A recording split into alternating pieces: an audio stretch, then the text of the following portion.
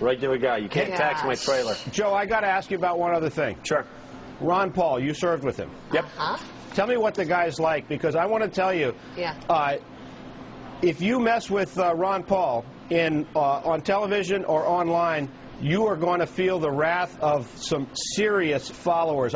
We've been dealing with this the last few weeks at CNBC. We did an online poll after the debate of who won the debate. Ron Paul dominated the debate, and some of my colleagues at CNBC thought that there was something wrong with that. They took the poll down.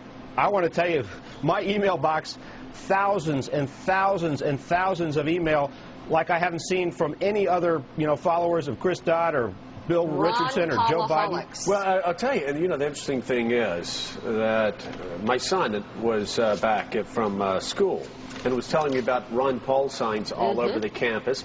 As we were driving through Pensacola, there was a Ron Paul sign, handmade, actually stenciled, on every single sign where you could attach something, and that's happening all across America. And you've got a couple things going here. You've got Republicans that don't see any real conservatives out there. You've got libertarians that want the government off their back, and you also have people on the far left who like his message about the war, and keeping the government from our phone records and things. It is a fascinating cross current. What do his Republican colleagues in the House think about it?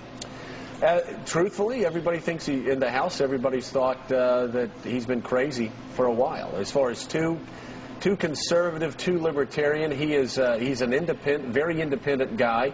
He doesn't play by the rules, and so he's always sort of been off by himself in the Republican caucus, going back to 1996 when he came in, and he was in before. But then again, he ran as a libertarian against the Republican Party. I suspect he may run as an independent again this year if he doesn't win, which would be really bad news for the Republicans. Well, there's something to him, though, because he's got this really fervent following, and I think it was in the style section of the Washington Post yesterday about his fundraising, which, I mean, he's actually been able to raise some money. He raised as much as John McCain in the third quarter. Yeah, and, John, when you hear him talk, he's an extremely impressive man. When I said Republicans thought he was crazy, he's an extremely impressive man. He's brilliant. He practices what he preaches. He didn't let his children take student loans out from the federal government.